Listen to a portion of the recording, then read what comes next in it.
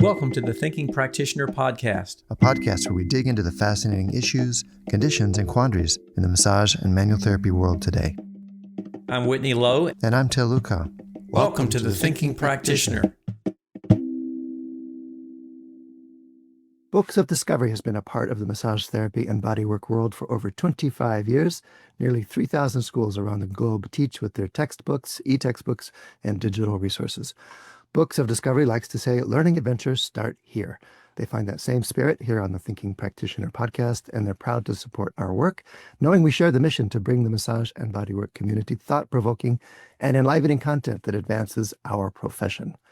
Instructors of manual therapy education programs can request complimentary copies of Books of Discovery's textbooks for review use in their programs, and listeners can explore their collection of learning resources for anatomy, pathology, kinesiology, physiology, ethics, and business mastery at booksofdiscovery.com, where you as Thinking Practitioner listeners can save 15% by entering Thinking at checkout. And yes, welcome to the Thinking Practitioner podcast, where we explore the intersection of touch, movement, and the human experience.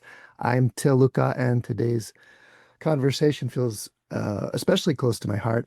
After the death of my wife, Loretta, a year ago, I found the work of today's guest, Dr. Mary Frances O'Connor, and her insights and her writing on grief, on the brain, and the body have been very meaningful and transformative in my own process.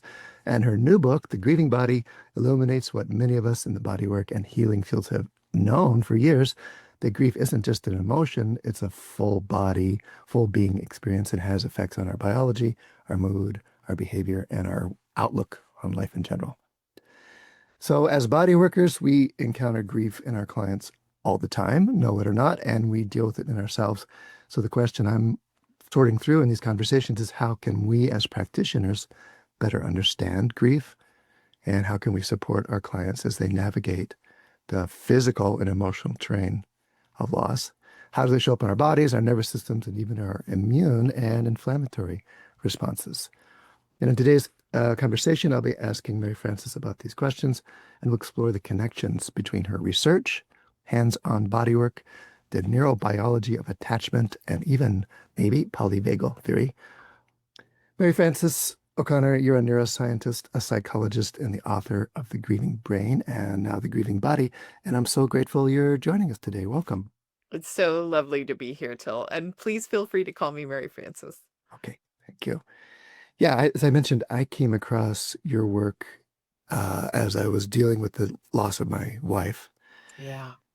And your Grieving Brain book and some of the conversations you had, say, with like Lisa Kefauver and different people that are available as podcasts, Yeah. really helped me give a context for what I was experiencing mentally.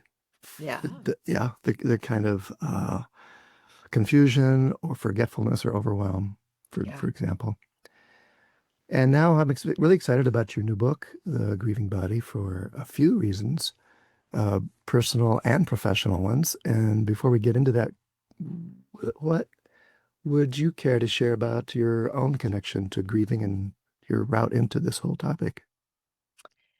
You know, it's a little hard to divine one's own motivations entirely, but in addition to being a curious scientist, I have had, of course, grief experiences myself. And, I think it was really my mother's diagnosis with breast cancer when I was 13, and then her living with breast cancer for another 13 years before she died when I was 26, that just made me really familiar with grief, and maybe a little less afraid of it as a topic, a little less afraid of engaging with people who, might cry uncontrollably. It's, part of how it goes. And It's so definitely part of how it goes. Yeah. it is, right? Yeah. And so I think those experiences, my own emotional reaction, but honestly, my own physical reaction, really motivated me to stick with this as a topic for research for the last, more than 2 decades now. Well, you you wind you wind your own story into your book, especially in the Grieving Body, and that really also opened up a kind of readership kinship Yeah. with you and your process, Yeah. and just how the different things we face shape our interests and what we learn about. I mean, you're writing about attachment disruption and how, like I said, how grief affects the brain were really meaningful to me. Can you help us understand how the brain responds to like losing a loved one Yeah. and how that might show up in the body? Um, in order to talk about grief, we first have to talk about love and bonding because you can't really understand what you've lost unless you understand how you gained this we, right? More than just, a sense of you and a sense of me. The brain really encodes this idea that there's a we. And I think through attachment theory, we can picture, in your head. I often think of, like the mama bear and then the two little cubs running along behind her as though they're attached by some invisible threads. But it turns out those threads are not invisible. They are actually physically present in the brain. And we use powerful neurochemicals like dopamine and oxytocin and cortisol to motivate us to seek out our loved ones when they're not around and to return to them again and again, or to, make as much noise as possible so they come and find us. So those attachment tethers have to be reworked, have to be understood differently if we can't seek out that person in the in on this earthly plane. Hmm. And so the brain has a lot to do. Grieving is a learning process. How do I understand the world if part of we has been amputated? That's not the same as just me walking around in the world. That's we with a piece missing. And so the brain has a lot to do to try and learn that that person is really gone. And then what does that mean for our ongoing life? It was my lived experience that I didn't realize how much being married or being coupled was a part of my moment-to-moment awareness. Yeah.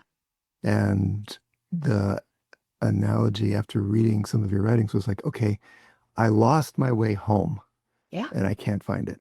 That's it. Exactly. Yeah. You have this sense that it's suddenly revealed by their absence, something that you didn't even it was seamless, right? It's like asking a fish what water is. That what?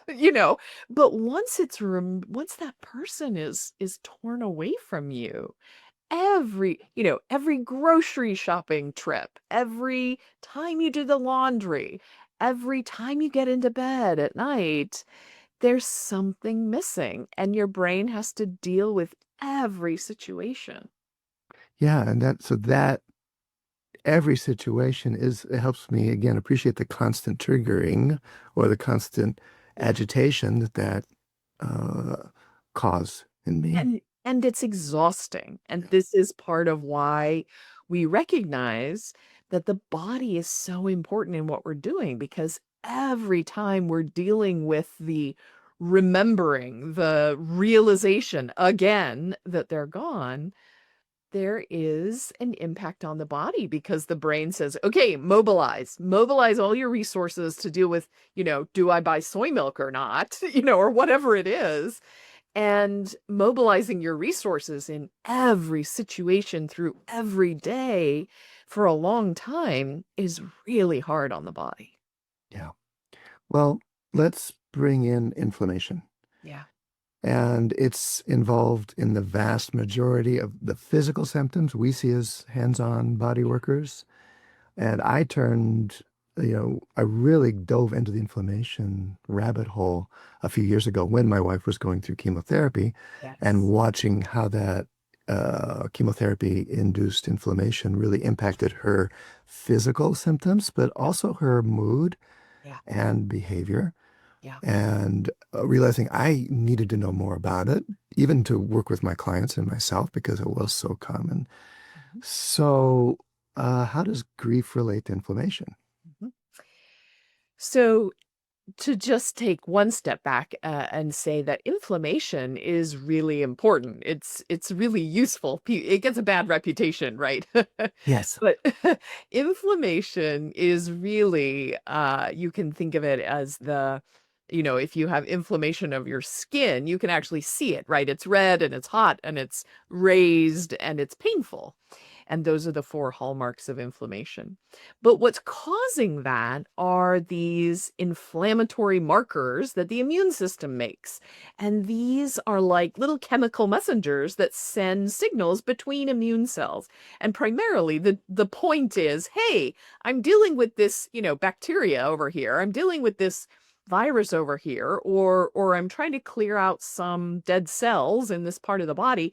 Could you give me a hand, right? So these are just the chemical immune system messengers that send out the call for more cells to come to this area. Well, that's all very well and good. When you have a bacteria or a virus or you need to clear out some dead cells, it works very well. The trouble is sometimes that those inflammatory markers, or sometimes called interleukins, IL-6 for people who are interleukin 6 is a very commonly known one. Sometimes the message gets turned on, but doesn't really get turned off. Or it gets turned on more violently than maybe is good for the body.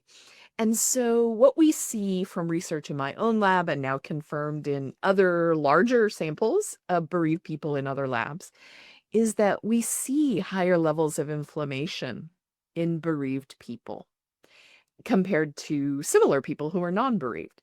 And so we know that as the body is going through absorbing this blow of having one's loved one torn away, that inflammation is part of the body's response. But what that means is that these immune signals affect every organ of the body. So if you have rheumatoid arthritis, more inflammation for you means you have achier joints. If you have asthma, more inflammation for you means it's harder to breathe, right? So at the level of sort of conscious awareness, one person says, I'm having more trouble breathing, and another person says, my joints hurt. And it's important to recognize that there could be some underlying cause that is actually similar. That's great. And like I said, I spent about 3 years in this rabbit hole, reading just about everything I could. And I got to really hand it to you. Your summary, I think your chapter, it was in inflammation, was super clear. One of the clearest for, us lay non-scientist people about understanding that process you just described and where it goes. Yeah. Yeah, and the message that it's not bad. It's only a trouble when it doesn't find its way back to resolution or when there's too much of it. Yes, exactly. And that there can be many triggers and many effects. Yes. And importantly, it doesn't, I mean, what we know now, the reason I write about it maybe so clearly is that my postdoctoral work was in psychoneuroimmunology. So the idea of how do our psychological states get impacted by inflammation? And of course I teach about this. So that also probably helps with the clarity once you have to explain something to undergrads many times. It turns out that inflammation, it doesn't just make us physically feel things. Yeah. It changes our motivation and our behavior. Yeah. So but there's a reason for this too. We think that, think about the last time you had the flu, right? Mm. Even if it was a long time ago, you probably remember, I felt crummy and I just wanted to crawl into my bed and I didn't want to see anyone and I didn't want to go anywhere and I didn't want to do anything. I didn't want to eat anything. I couldn't sleep properly, right? So you could just think of those as physical symptoms, or you could think about that as a shift in your motivational state. And the shift is toward what we call sickness behavior, and it enables us to withdraw and conserve our resources while we handle whatever bacteria or virus or whatever we're dealing with. And to some degree, because we socially withdraw, it prevents us from spreading whatever we have to other human beings. And so we think that this shift in motivation can get sort of turned on and then not fully resolve. And that actually those things I described, feeling meh, wanting to socially withdraw, not being able to eat and sleep properly, those all sound like a lot like depression too. And so some forms of depression, we now know, also are associated with higher levels of inflammation in a sort of chronic, turned on kind of way. Mm-hmm. And just maybe less chronic, or could be more chronic, irritability Yes. or reactivity. Absolutely, right? So we think of depressed mood as meaning sad. Yeah. It doesn't always mean sad. It means your mood is off. And for some people, that, they experience that as just feeling irritable, really just frustrated and annoyed, especially with others. That insight has really helped me see irritation in others and in myself in a whole different light. Yeah. It's like, okay, this is their behavioral immune system at work. There's something here that they don't think is good for them, and they're trying to manage it. Exactly. And, I think it's hard with grief to kind of walk this line of explaining that when we have loss, when something important to us is torn away, we're going to have a reaction, right? I think of this as, like when the toddler's mom leaves and the babysitter arrives, there's going to be a reaction. That is how we are wired.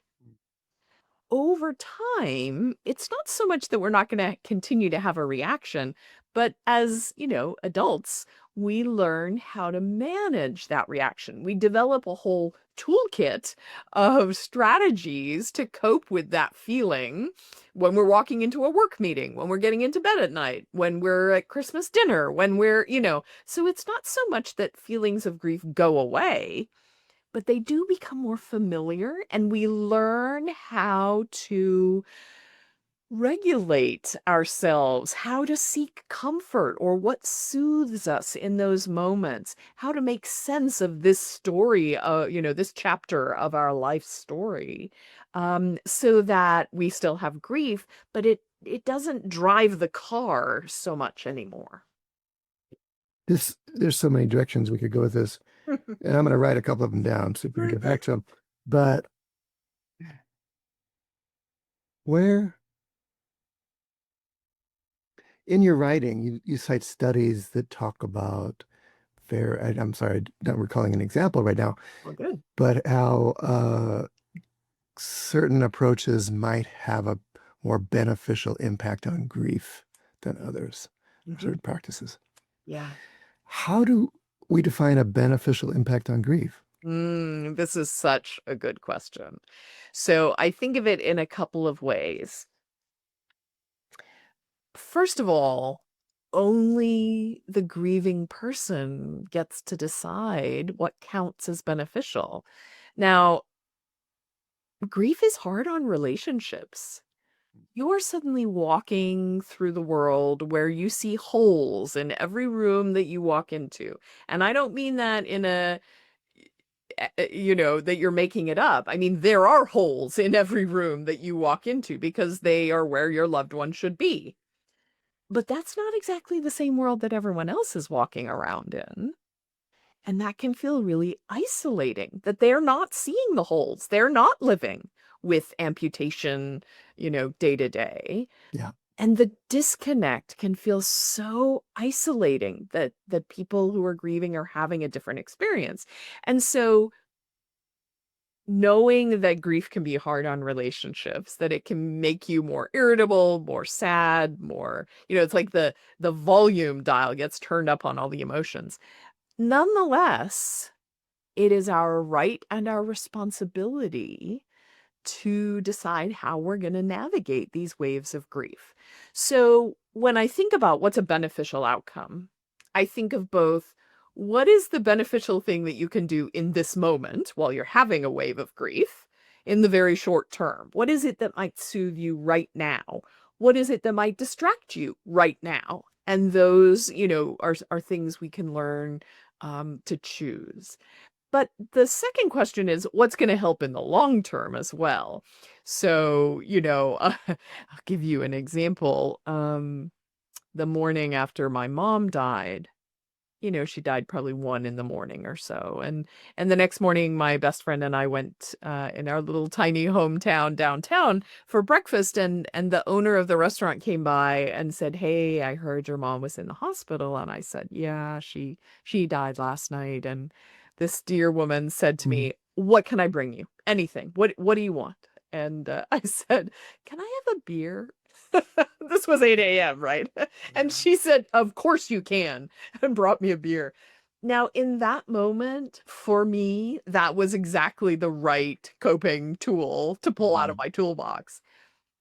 If I had a beer every morning for breakfast for the rest of my life, that's probably going to have some, not so good long-term impacts. You see what I mean? So this is what I mean You're about, saying that the way each moment is different, every person's process is different, and this question of what is what can we expect as a resolution in quotes from grief is so important because of how we think about our own grief, but also what's motivating our interventions with other people. yeah, absolutely. And for one person, your life may shift so that you are doing a lot of things to honor your deceased loved one, to carry on their values. Or, my sister and I still do this annual event for in honor of my parents, where we give books in my little tiny elementary school that I grew up in. And, all year we kind of have a little bit of planning and we go and do that. And somebody might say, "Wow, you're still doing this? It's been, 25 years. What, you're really still this quote hung up on it?" But for us, it's not what it means. It's a chance for my sister and I to connect to our parents, to be in the place we grew up and remember things about them. So, what counts as a good outcome is going to look different for different people. That's so much the answer that resonates again with my own experience and was a helpful answer for me to hear all along the way. But let's get geeky for a minute. Yeah. In a research context, how would that be measured? Yeah. So here's a great example of this. So a couple of years ago, one of my graduate students did what we call a daily diary study. And so for each day in these widows and widowers' lives for 2 weeks, they told us about their day, how much grief they had had, some of the coping toolkit that they had used. And one of the things we asked them was about their interactions with their deceased loved one. So the first thing to know is that it is very common for widows, widowers, people who have experienced the death of a loved one. It's very common to have these internal conversations or experiences long after they are gone. That is not a sign that you are crazy or something is wrong with you. In fact, what we discovered was the vast majority of people did this. Here, I'll give you 2 really quick examples. A woman told us that when she would drive home from work, whatever came on the radio, it felt like her deceased husband was DJing her ride home. And it was this wonderful, daily sort of connection with him. Another woman told us that she was having a conversation with her son, and she felt like the words weren't coming from her. They were coming through her from her deceased husband, because he would have been the one having this conversation with her son. And she felt really deeply connected to her husband. So those are a couple of examples, but here's the geeky research finding. So for a while, we realized that on days that they had these interactions with their deceased loved one, they actually had more grief, more difficult emotions on those days. But round about 2 years, there was sort of a shift. And we saw that on days they had these interactions, they actually had better emotions on those days. And so this grieving as a form of learning means that over time, our bonds, our continuing bonds with our loved ones get transformed. And these people who are no longer walking around on Earth are still deeply encoded in our brain. I mean, they are physiologically in our neurons, and we develop a relationship, that internal relationship with them, and it can become a source of joy and comfort instead of just pain and yearning. Yeah, you're just making me think about, seems to be the episode where my personal story is a big part of it, but my own relationship with my father, who Yes. died when I was 16. Ah. And it was not an easy relationship. Oh. And I would have memories or dreams about him for a while that were not fun either, were Yeah. difficult, and would bring up all those feelings. Mhm. But at some point in my 20s or so, Yeah. he changed. Yes. And he, in quotes, who knows? But in my dreams, he starts appearing as a much friendlier figure. Yes. And at some point, he's even like coming back in my Yes. dream, and I'm showing him around, giving him a tour, and he's in wonder at this world that he's returning to. And that was actually the last dream I remember having of him. Wow. Isn't that marvelous? So Yeah. you see, this is, I think, what's hard to explain. When we encode, when we fall in love with our one and only, whether that's our baby or our spouse or whomever, I believe, and we're starting to see evidence of this, but I believe that they are encoded as everlasting in our brain, meaning I will always be there for you. You will always be there for me. And it doesn't matter if you're in my presence or not. I don't need you to be physically here. My husband, can be at home or I can be on a trip and I'm still thinking about him, right? I'm still texting him or buying him a gift to take home or whatever, right? I think that our brain doesn't really shift in that everlasting encoding of them, even though we also have a memory system in our brain, right? So in addition to our attachment neurobiology, we have this memory system. So I remember being there when my mother passed away, or I remember getting a phone call, a terrible phone call, right, for when a friend died. And our memory means that we know the reality. We know that they're not here. We know that they're gone. And we believe that they're everlasting.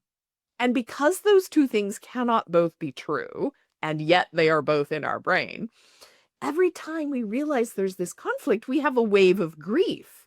And eventually we come to understand, oh, I can't predict that they're going to walk through the door again, right? Or I can't pick up the phone to text them, even though that's my impulse. But it doesn't mean that we don't maintain this ongoing relationship internally with them, just as you did with your dad. And that relationship can grow and change as you grow and change, just like it does in living relationships. Thank you. All right. Couple weeks, Stephen Porges is coming on the show. I'm going to talk to him about his polyvagal theory.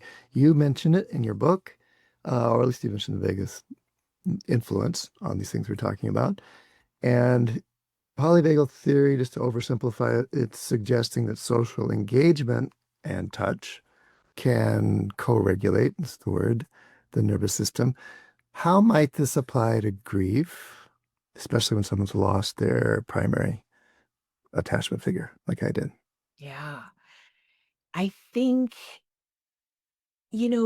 it's not so hard to imagine. We think of our body as ending at the edge of our skin, right? We think of ourselves as being these unique individuals.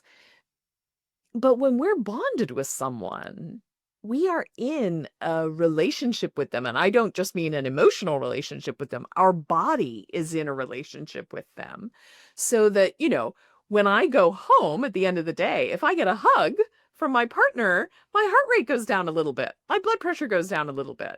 And not only that, if I think about going home to see my partner, my heart rate goes down a little bit, my blood pressure goes down a little bit. I have more analgesia. My body makes more analgesic. We know this from research studies where we literally ask people in the lab to imagine their loved one. And then we compare that to having their loved one in the room. And we see that their pain tolerance is higher when they're thinking about their loved one and when they're with their loved one. So in this sense, your loved one is like an external pacemaker for your cardiovascular system, right? That sense of safety when you're with them can increase your vagal tone, your vagal control of the heart. And so then we have to figure out, your heart has to figure out, I don't mean this at a conscious level even, I have to walk into an empty house when my husband is gone. How does my heart figure out how many beats per minute given its external pacemaker isn't there? And so maybe it's not, when we talk about it that way, maybe it's not so surprising to discover that our cardiovascular system is bound up with the cardiovascular system of the other person, with the way they look and smell and sound and the way they interact with you. Yes. Yes. And I think the clearest example of this, and many of myself and many of my colleagues who study the physiology of grief, comes from the fact that the broken heart, dying of a broken heart, is not a metaphor. We see this in the data. So, for example, a very recent study just came out that showed in absolute terms, there are 8 extra deaths per 1,000 people because of bereavement. You could say it a different way. There's another study that shows you are 21 times more likely to have a heart attack on the day that a loved one dies than any other day of your life. 21 times more likely. And then that risk remains elevated. So, at 3 months, for example, your risk is still almost twice as high compared to a person who is married during that same period of time. And so there isn't really a clearer, physiological outcome than mortality. So we know that this loss is tearing at the tissue in your heart and the electrical control of your heart.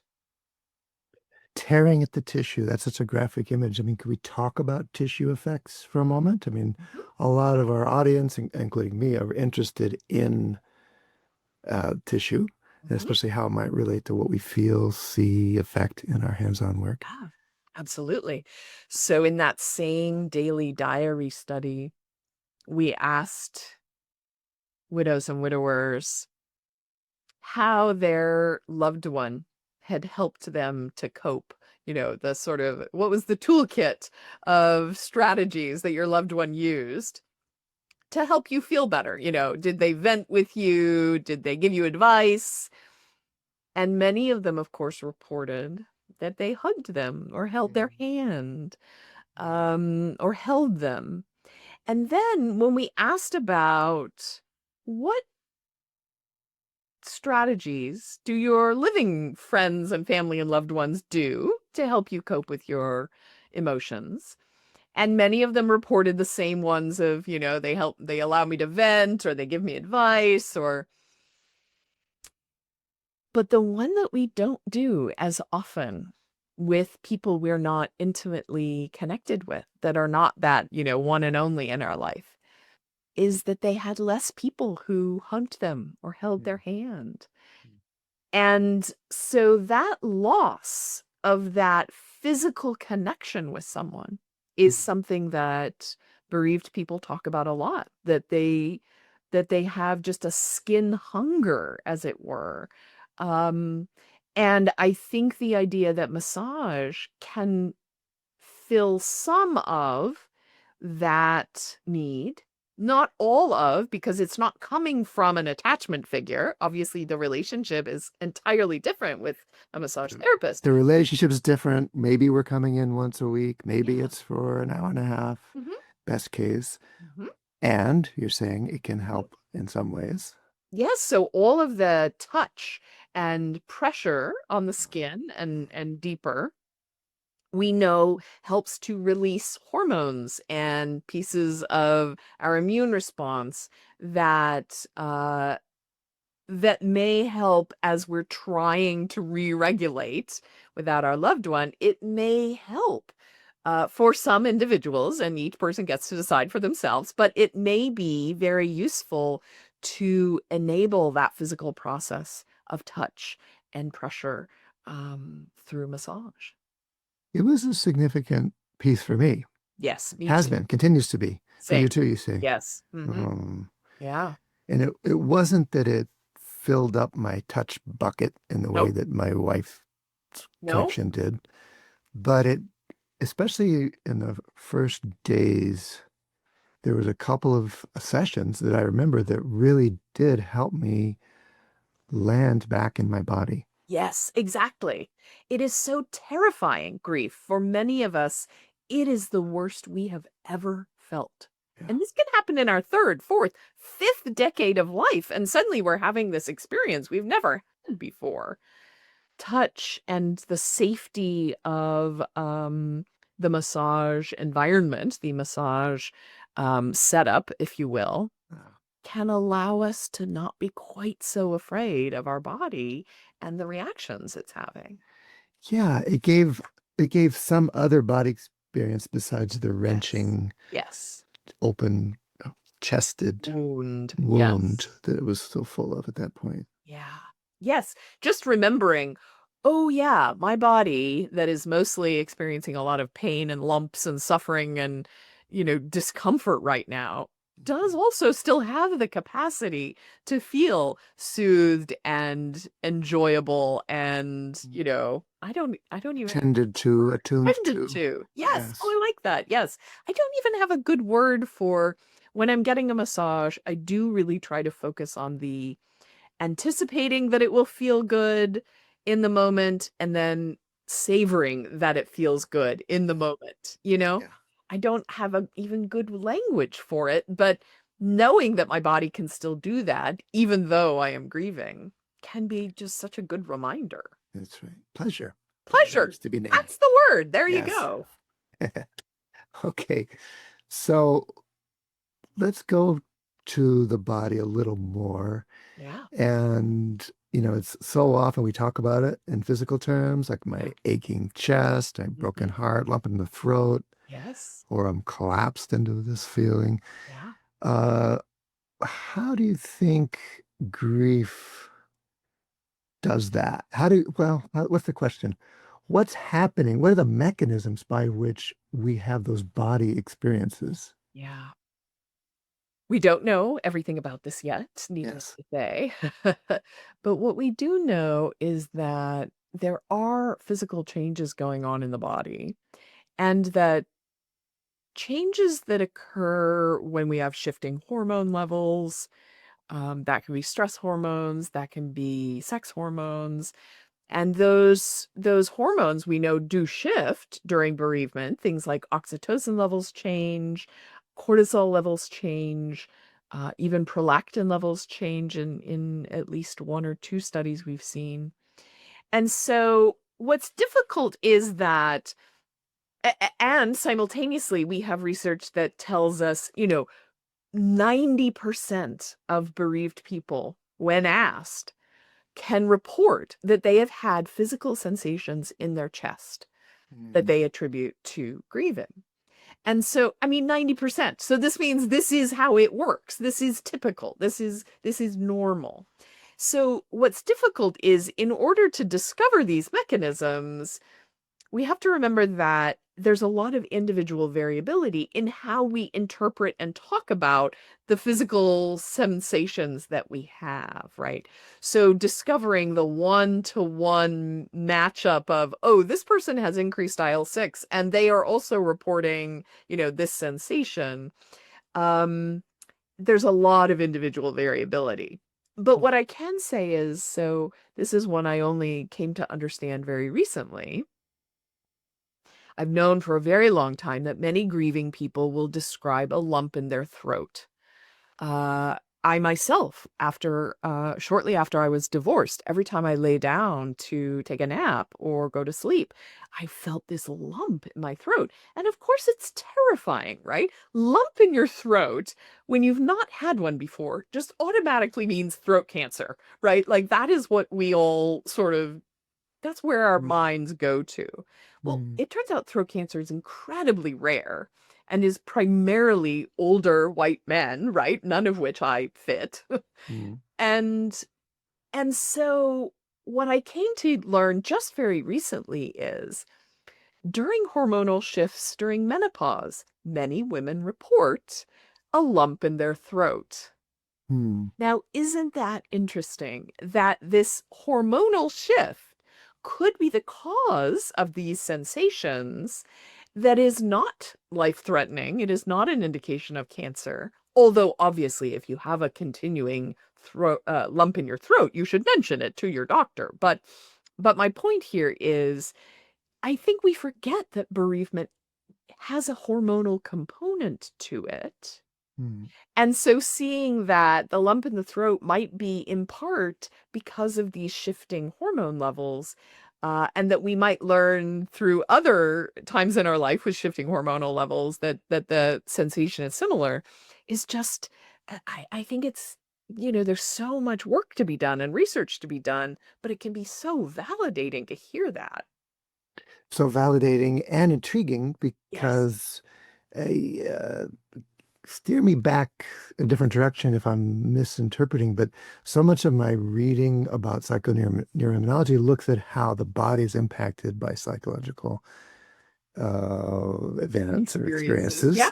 Yeah. And there seems to be a lot less about how body experiences might manifest as different ways we feel or different health outcomes even. Yes. So we do in the field, in the small field we just call PNI because it's easier. Okay. In the small field of PNI, we actually have a lot of research studies that go both directions. Okay. Right. So from physical changes leading to psychological mood and behavior and motivation changes, but also how our behavior and our mood and our experiences, our emotional experiences can then affect the body as well. We do have, yeah. Well, you probably can guess why I'm interested in that. As a hands-on practitioner, Yeah.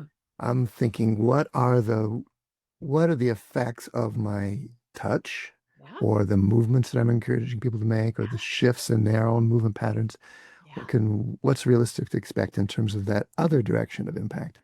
There are, there are some, I would describe them as sort of early studies that look at things like touch and bereavement, but, mostly right now with small samples and maybe not as rigorously designed as a scientist might hope for. But here's an example that is very clear in clinical care now, what we call kangaroo care, right? So putting an infant skin to skin on a caregiver means that the infant is better able to regulate their digestion, better able to regulate their temperature, and has lower levels of pain. And so, more analgesic effect. So here's a case where we've done so much research about it that we know that skin to skin contact helps that infant to thrive. And so it was the infant that was studied and monitored. I wondered about the caregiver, of course. Yes, there are caregiver effects as well, but in these cases, it was the concern about the infant's capacity to thrive that were the reason that they were being done. Sure, but absolutely, it definitely has an effect then on the caregiver as well. Well, maybe out of context, I'm thinking Robert Sapolsky's finding that the grooming baboon had more cortisol change than the groomed baboon. Yes, that's right. And you will find this fascinating. So there's these observational studies of chimp troops groups that have stable, sort of social hierarchy, and who gets to groom who is, like the political era of the day. The people with higher dominance get to groom the people with lower dominance. Here's how it's related to grief. As with all primates, there's a lot of infant mortality. And we now have numerous observations of chimp mothers whose infants have died. And they will carry that infant after death for a really variable length of time, from days to even months. But here's the fascinating part. Scientists have observed many times now that when that mother is grieving, she will stop grooming herself, which is really dangerous for a chimp because those parasites are bad for their health. And it's during this time when the mother is really focused on this deceased infant, the social hierarchy rules are suspended so that anyone in the troop can go and groom the mother while she's not doing it for herself. Is that just so touching? It's a heartbreaking picture and then a heartwarming possibility. Exactly. That we are the medicine. We are the external pacemakers and regulators for this grieving person who cannot yet do things for themselves. And the observation is that when the mother relinquishes the infant's body, eventually, she goes back to the troop, back to social life. And all the rules get reinstated, right? It's, that it is a moment we need to sort of take time and acknowledge and accept that there's a lot that has to adapt because of the loss of one of us. And we can take the idea that we're co-regulating with a significant other one step farther beyond the skin of our coupling into the community or the family. Absolutely. And realize that not only is the caretaker being held and maybe cared for, but it's been really helpful for me to be in contact with the people that are also grieving my wife and realize that we're doing that together. Exactly. And imagine, I think about, there's a way in which I think some aspects of religion really are public health, right? So sitting Shiva, right, in the Jewish community, where people come to your house every evening for 7 days, whether you want it or not, whether you talk to them or not, they are in your home. Who's going to notice if you have a heart attack? The people who are sitting all around in your living room are going to notice and are going to render aid immediately.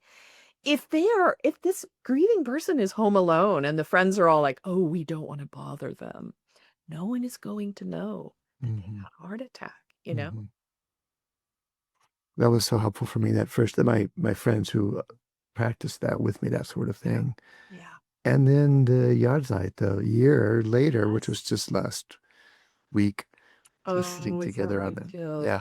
Was that a wonderful, meaningful? It was to take and mark that year together. Mark the year. Yeah. And it was together. It was the togetherness that was helpful. Yes. Exactly. To hear the impact that her passing had on them and to share that together in a way. That's right. Exactly. Yeah. Wonderful. Yeah. So much more we could talk about. It's true. Here's one as we wind down. We talk about body workers, just colloquially talk about grief being held in the tissues. And there's been, I think in some ways that's really encouraging. I'm thinking like Bessel van der Kolk's idea that trauma is a body thing, and he'll use that, or people just study the work will use that term like it's in the tissues. I actually have a little bit of an issue with that. I'm grateful that we're thinking about it as a body thing, but I also have an issue with thinking about it as a thing. Yeah. The trauma is a thing, or grief is a thing, almost like toothpaste that could be squeezed out of the body through the right pressure and direction or something like that. And in my own thinking, it's more helpful to understand it as a process or a series of processes or something that we're helping move along. Yes. How do you see that? Well, I think of it similarly, when we talk about attachment bonds, and then early on in the podcast, I talked about how those are invisible. Yeah. right? You can see that the mama bear is walking along, and you can see that the cubs are somehow invisibly tied to her.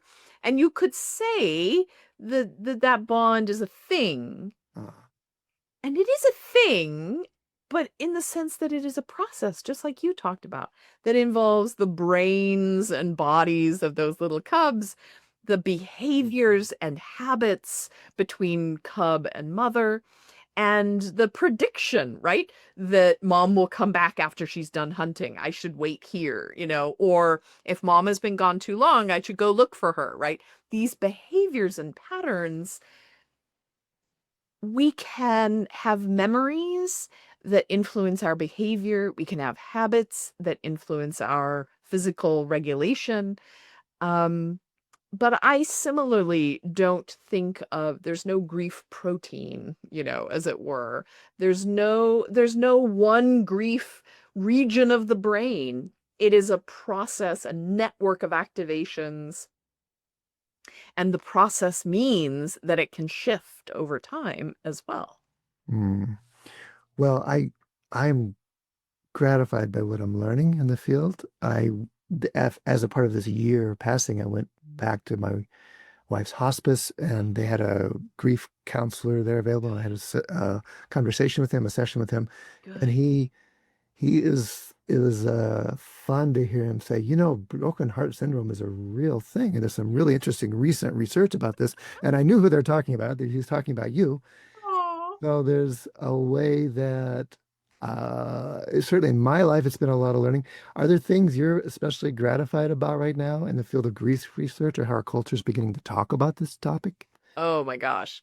Within that 25 years, the willingness and capacity for people to talk about it, for clinicians to learn about it, for, online people can connect in addition to in person. This is all magic and new in our culture in a way that was just absolutely not true when I started doing these studies. Mm, And that there's so much more to know. That I have a Black graduate student who has just been studying witnessing members of the Black community who provide a witness to another person's grief, which is more than just supporting them, but really enabling and validating their grief experience. I have another student who's Native American who's studying ambiguous loss in murdered and missing Indigenous relatives, where we don't know what has happened to the person. How does that bereaved Indigenous person cope with their grief, right? So there are so many ways that we can continue to understand and validate and encourage people who are going through this process. and our understanding of, say, the systemic levels as well, or Yes, the larger picture that we're all a part of. that's it. All right. So, what would you want to highlight as we wrap things up? What would you want to highlight for body workers to make sure we're thinking about with all this in Yeah. mind? I think perhaps the most important thing to me is that grief comes in waves. And so allowing that people are going to go through these moments of, the wave of grief hitting them, reacting in the way that their body and mind does, and also that letting that recede is also a part of grief, that we don't have to stay in the wave. We learn something with each wave. And also, it's important to have time where the ocean is quiet. And so maybe thinking about it that way will help people both to support the rise and the fall of a wave of grief. I like it. I like it a lot. Mary Frances O'Connor, thanks so much for this conversation, as well as for the depth, clarity, and compassion you've brought to your studies and shared with all of us. And like I said, it's helped me so much personally, and I know it's going to resonate with a lot of our listeners, whether they have clients who are obviously dealing with grief or less obviously, or dealing with their own grief. Yeah. Thank you, Til, for bringing this conversation to people. Listeners, if you want to learn more about Mary Frances O'Connor's work, be sure to check out her new book, The Grieving Body, and her previous book, The Grieving Brain. And we'll link to both of those in our show notes. Whitney Lowe will be back with us next time. And I want to thank our sponsors as well. The Thinking Practitioner podcast is proudly supported by ABMP, Associated Bodywork and Massage Professionals, the premier association for dedicated massage and bodywork practitioners like you. When you join ABMP, you're not just getting industry-leading liability insurance, you're getting practical resources designed to support your career. From free top-tier continuing education and quick reference apps like Pocket Pathology and 5-Minute Muscles, ABMP equips you with the tools you need to succeed and grow in your practice. ABMP is committed to elevating the profession with expert voices, fresh perspectives, and invaluable insights through CE courses, the ABMP podcast, Massage and Bodywork magazine, which features articles from myself and Whitney Lowe. The Thinking Practitioner listeners can get exclusive savings on ABMP membership at abmp.com/thinking. Join the best and expect more from your professional association. Thanks to you, listeners, and of course to our other sponsors. Stop by our sites for the video, show notes, transcripts, and extras. Whitney's site is academyofclinicalmassage.com. My site is advanced-trainings.com. We want to hear from you with your ideas or feedback or input about the show. Email us at info@thethinkingpractitioner, or look for us on social media under our names, Til Luchau and Whitney Lowe. And finally, we'd really appreciate it if you would go rate us on Spotify or Apple Podcasts or wherever you listen. It helps other people find the show. It lets our sponsors know that their support is well placed. So please take a second to go do that. And thanks, as always, for sharing your word and telling a friend. And thank you, Mary Frances O'Connor, for joining us today. Thank you so much, Til.